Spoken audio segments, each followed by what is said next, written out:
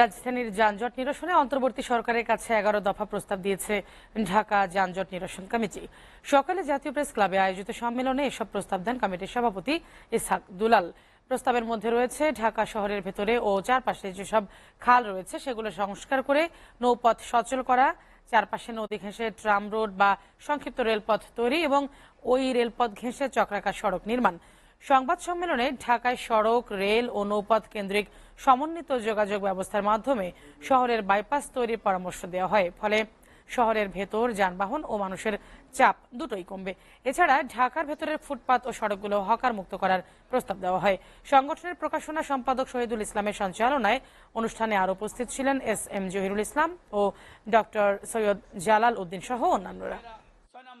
চট্টগ্রাম থেকে আগত গাড়িগুলো দক্ষিণবঙ্গে যেতে চাইলে কাশপুর থেকে বাম পাশ ঘেঁষে রিং রোডও প্রবেশ করে সদরঘাট হয়ে গাবতলী দিয়ে যাবে এবং উত্তরবঙ্গে যেতে চাইলে ডান পাশ ঘেঁষে রূপগঞ্জ দিয়ে টঙ্গী চলে যাবে, যার ফলে ঢাকা শহরের ভিতরে গাড়ির সংখ্যা কমবে, যা যানজট নিরসনে উল্লেখযোগ্য ভূমিকা পালন করবে।